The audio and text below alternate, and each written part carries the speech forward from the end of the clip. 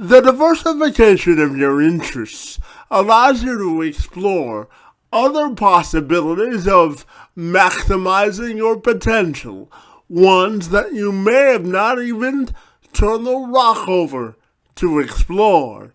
However, you have to be willing, certainly, to take such a leap. And, my friends, for Scott Smith, he's never been hesitant to live life to the fullest edge of its potential. Yes, he is a real estate investor and an asset protection attorney by day. But, my friends, that's only scratching the surface of his ultimate definition of what his life is intended to be. His entrepreneurial journey started when he needed a way to pay his way through law school. Thus, he owned and operated an auto mechanic body shop. He started his legal career as a high-stakes corporate litigator. As for the last 10 years, he spent it analyzing real estate investment and asset protection. And today, he is the founder of Royal Legal Solutions, a firm dedicated to offering its clients tax, business, and legal solutions to their clients in both the U.S.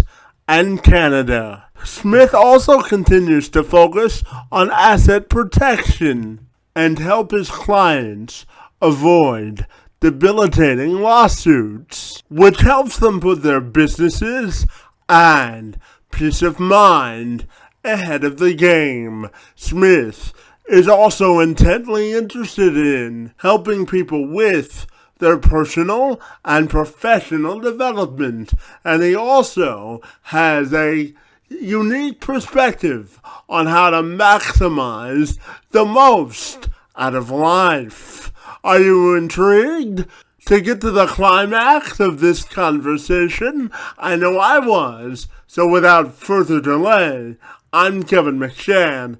Let's have this conversation.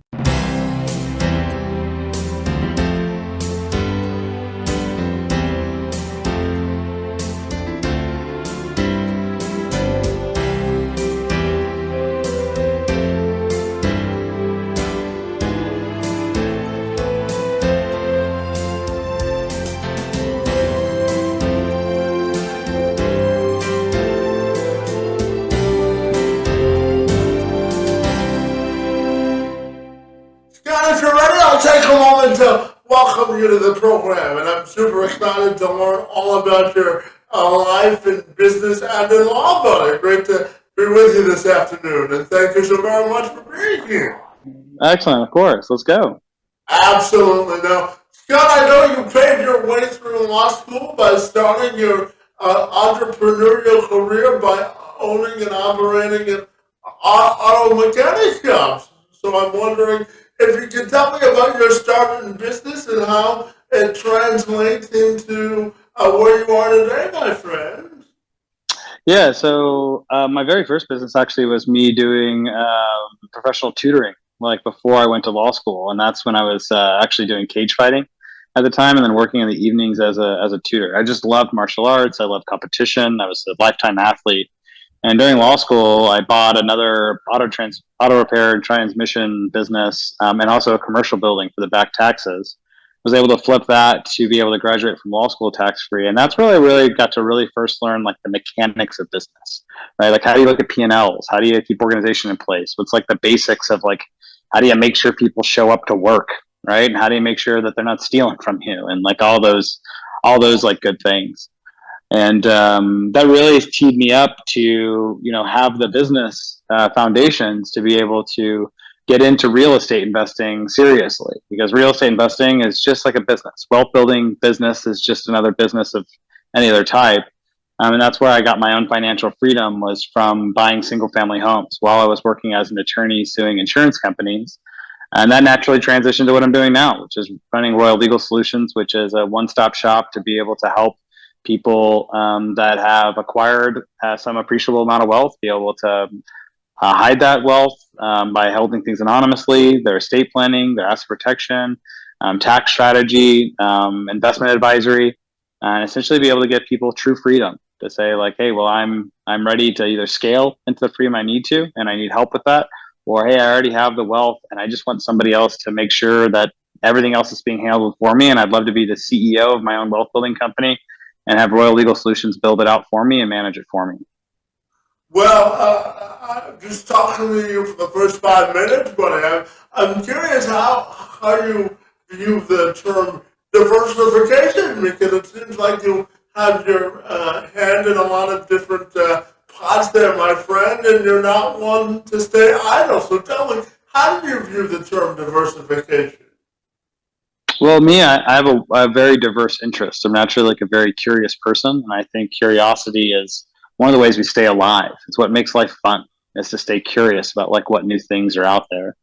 For me, what's always I'm really curious about is fulfillment. How does life become better? Right? There was a long stretch in my life where I had problems with like alcohol and substance abuse. And being able to get into a place of being able to have more personal fulfillment was the way out, right? Some people call that like a spiritual development. Really, all it is being able to be true to like what's actually true for you, and being able to have the courage to be able to stand for that kind of stuff.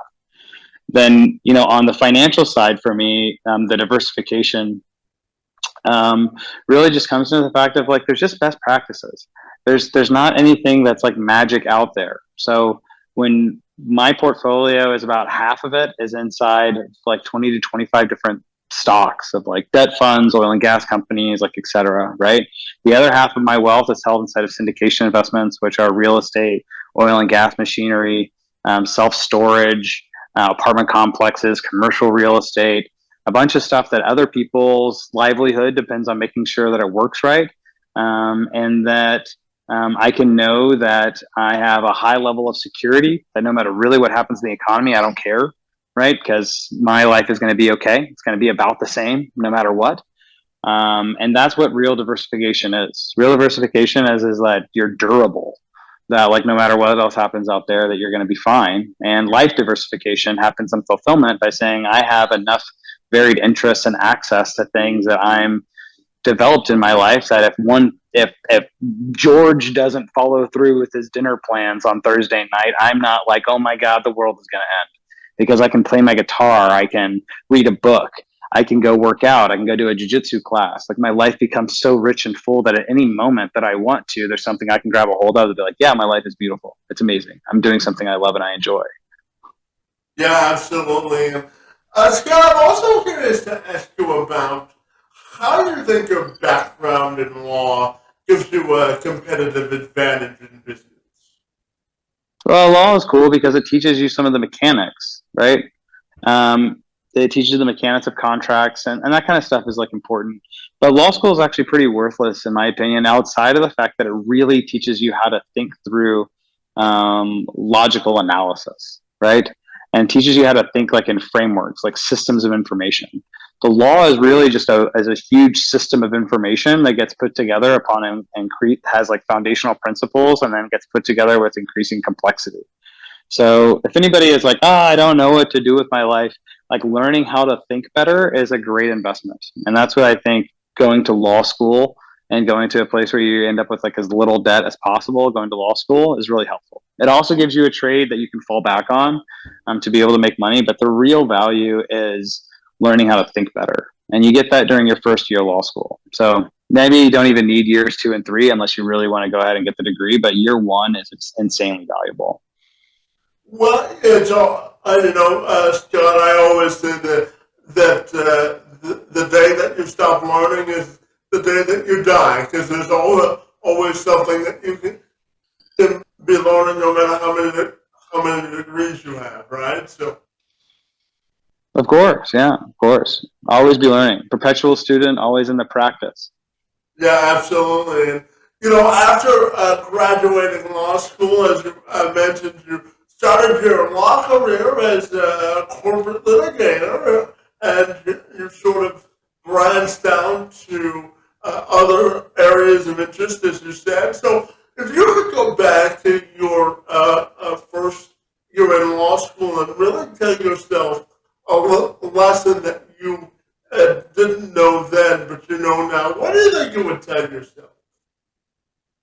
Just breathe, relax, stay true to like figure out what it is that you really want, right? Don't be afraid of all the losing stuff. Let go of everything. All of it doesn't matter. Let go. Just stay true to what you want. Breathe, relax. I would have like put that on like tape and listened to it. If I could do it, I would have made that guy listen to that, whether he really understood what the hell I was saying or not, for like at least 20 to 30 minutes a day. Because like that is like the ticket.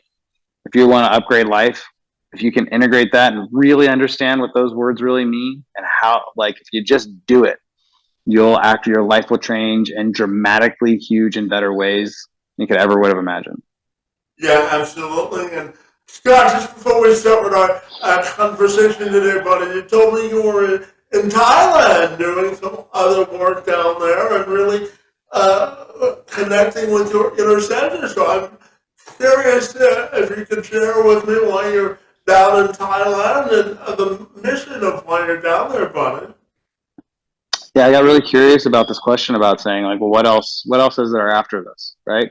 So after you have enough money, right, and you have all the stuff that you want, and you have the houses that you want, and you have everything, well, what else is there, right? There's this is like another form of depression that happens with people that after they hit a certain level of like net worth or a certain level of success. And what I found is like there's actually only two things. It's just having fun, like enjoying life. That's it. There ain't nothing else. You just have to figure out like how, and whoever can have the most fun wins.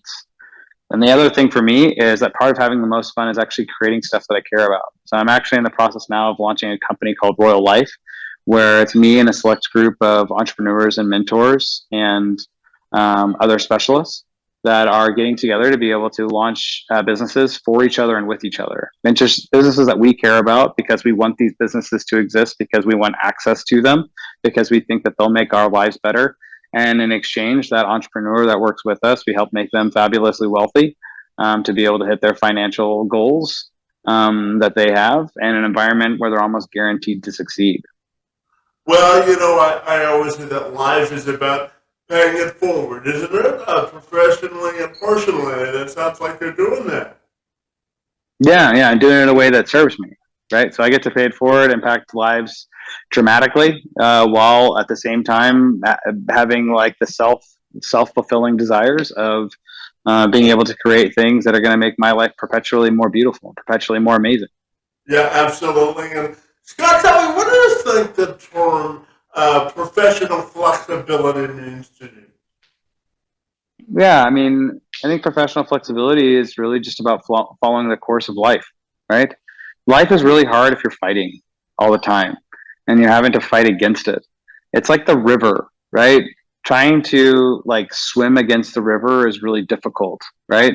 But swimming with the river is pretty easy, especially if you can follow the way that the river is going to bend, right? You also like you might be able to like channel the energy of the river like a little different, like to redirect its path. Like that's a little bit less challenging to do, and the most challenging to do is to dam the river up, right? To fight against it completely and jam it.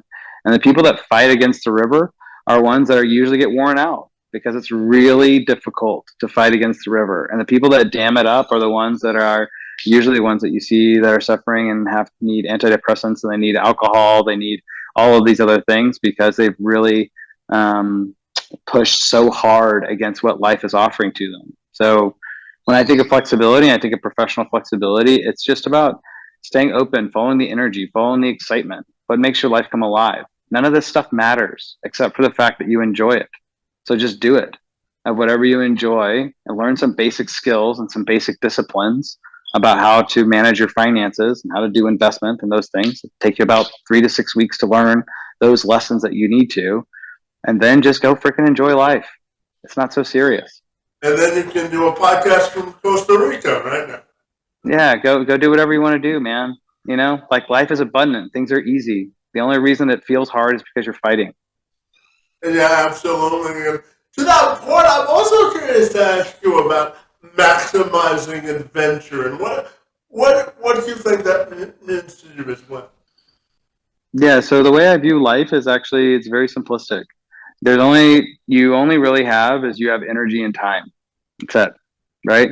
We've all felt that on, and energy, and time are both non-finite resources, right? So we've all felt it before where it's like, hey, well, like I have no energy right now. It means you can't do anything, right? But if something really amazing happened into your life, like in that moment, all of a sudden you say like, oh my God, I have tons of energy all of a sudden, right? And so it's like, well, then that means energy is actually just a state. It's a state that's actually a non-finite state that we can control inside of ourselves if we knew the tools or we knew the methods or the processes by which we could start to control that. Now, when we look at the second piece of this, right, it's the tools. So it's the energy channeled through the tools. Whatever they are, gives us whatever the result it is we're looking for. In business, we call that like our products, systems, processes, etc. So the energy that we have gets channeled through these tools called systems and process. The end result is money. Everything in life seems to work this way from what I can tell. So when I look about having like more fun and adventure in my life, it's the same thing. How's my energetic state? If my energetic state is low, I use things like journaling, meditation, dream setting. I'll go for like walks or use physical activity to be able to help increase the energetic levels that I have inside of my body. Or, meditation for me has been like a really big one, or yoga into it. Now my energy is super high. Super high energies actually are like, super high energies will actually overcome even inefficient tools. So then it's like, great, well, I want more fun and adventure in my life.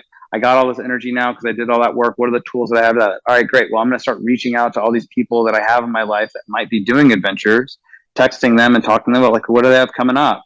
What are the things that I could be involved with? What are the apps or the books that I could read to be able to find out like what things that I could be getting into? And most of the time what I find is that the problem is we don't have enough energy. But the amount of and if you had enough energy, you don't even actually try, right? If you have so much energy, do you actually have to try to go to the gym? No, you're like, holy shit, get me to the gym immediately. I need to go work out right now. I have so much energy. So my solution to things is to say, don't worry so much about the tools of trying to figure out all these tips and tricks and all that crap. Just focus on getting more energy. And with enough energy, everything else will get sorted out. And yeah, if you learn some tools along the way, you'll get more efficient. And then life will become easier and better and things will accelerate. But the problem is not that you don't know enough of the tools. All you got to do is Google. It'll give you tons of tools, tons of tips. Problem is you don't have enough energy. Focus on your energy. Yeah, absolutely. And, Scott, there's a sign in my office that says inclusion is the gateway to independence, buddy, because I was born with a cerebral palsy, but, I live my life through that saying, inclusion is the gateway to independence, because, I believe that everyone deserves a platform to tell their individual stories and really be heard in life. So when you examine the word inclusion, I'm curious, when you think of inclusion, what comes to mind for you? Yeah, when I think of inclusion, I think of that we're all part of the same thing. There's only the illusion of separation between you and me right now, Kevin. It's all an illusion. It's an illusion based upon an ego, but based upon things that are being able to be forced into us. Think about like this concept that at one point, the universe was actually all condensed down into a single point. Then there was like a big bang. And this big bang now spurned like everything. It all came from the same stuff. You and me came from the same stuff. We are both manifestations of the universe itself birthing into existence, itself having consciousness to be able to reflect upon itself. Let that sink in for a second. This is an insane concept. What that also means is that you and I are actually not any separate at all. We're actually both part of the same universal stuff that's there. Both materialize with consciousness from the same universal stuff. So when I think about like inclusion, my concept of inclusion goes to a universal context. It's saying there is no separation between me and everything else. We're all connected to one source, one energy. Yeah, absolutely. And Scott, I also know that you spent some time in Canada, buddy, and you enjoy this part of the country. So I'm coming to you from Windsor, Ontario today, buddy. So I'm curious to know, what do you enjoy most about Canada when you're down in this neck of the woods, my friend? Oh, I love all the beauty of nature in Canada. My favorite things are like I love Banff. I love being out on the West Coast. I've gone through some road trips up through like Washington, up the West Coast, and hiking in the mountains over there. Looking over these beautiful towns that are created on these islands. It's just such a cool place that people have figured out how to live up there. And then it's just gorgeous with the huge trees and the crisp air.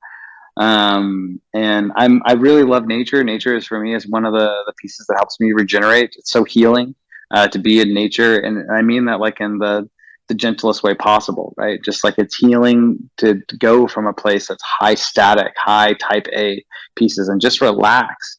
That like so much of our lives historically, genetically, from who we are as people, was spent in nature, and that nature is actually there to be our habitat. And so if we spend, and it's our most natural habitat. So by spending time, like, if you take a monkey and you throw it into, or any type of animal, and you throw it into a concrete box for long enough, it goes crazy, right? It wants to be in its habitat. This is what they're trying to create in zoos, by creating habitats. So for me, like, I'm very cognizant of this for me and the people that I care about, to encourage them to say, go spend time in nature. That's your actual habitat.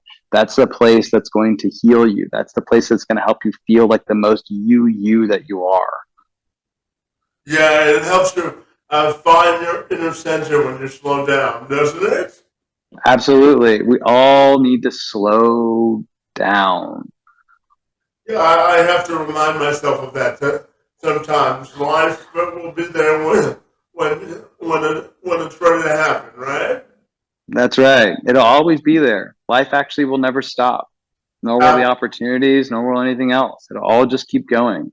yeah, absolutely. And Scott, I'm going to end our conversation with a two-part question, buddy, and I'm curious to end our conversation by asking you how you would define your transformational moment of impact so far in your life, and how you want your legacy to be defined. Yeah, I think I'm actually about to embark on that now in this next phase coming up for me with 2023. So far in life, what I've been able to do is to be able to solve the money problem, to build the systems, process, the team, the deal flow, all that stuff, to be able to take care of all of like the money and financial concerns. And I feel like I'm being called to do next is to help people on the fulfillment side of life, and to be able to create opportunities for every single person to be able to awaken themselves, to be able to shift their thinking, and therefore shift their life and shift their habits and shift their behaviors. And through that process, to be able to help themselves develop into becoming financially free, financially independent, to take the reins back of their life, and ultimately be able to have durable financial freedom. So that way they can really feel what life is like when you can take the risks and the worries off the table and just live and enjoy living. So that'll be my mission and my legacy, I think, for the rest of my life, is to be able to just do that as much as possible. Because to me, there's nothing more beautiful than being able to help those that want to become free, and to be able to help them become fulfilled. Yeah, absolutely. It's all about, I always tell people to celebrate their differences because there's strength and diversity, isn't there? Well, how boring would it be if all of this stuff was all the same? If life was always just perfect and it was always just one way, how bored would we all be? Absolutely. Yeah. Variety, my friend. It's the spice of life, isn't it? Absolutely. And Scott, tell me finally, if people want to get connected with you, buddy, what's the best way they can do that? Yeah, my company is royallegalsolutions.com. But if you want to contact me directly about any of these and these other topics, if you're just interested in looking for somebody that can, like a badass team that can be able to help you with all of your wealth management and stuff, that's just go to royallegalsolutions.com and check out what we've got going on there. If any of these other concepts that I've been talking about here today resonate with you about like what's a different future for your life and who you are and how does that show up, and if you've been having some significant challenges in your life and you've had some success but you're like, oh my god, this is I need help going with it, then just email me, Scott, SCOTT at royallegalsolutions.com, and I'd love to have a conversation with you about how your future can be different and how you're not chained to this past, you're not chained to this present. that I can all change for you in an instant.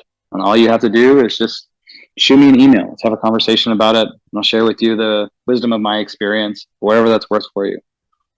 Well, I tell you, life is all about having meaningful conversations, my friend. It's one of the reasons that I wanted to start this podcast to bring people closer together, because there's somewhat of a deficit in that regard. So I want to thank you for engaging in conversation with me this afternoon about law, life, business, and everything in between, my friend. Your work in the space, and Tom, on my behalf, is most appreciated. And I want to thank you for being here today.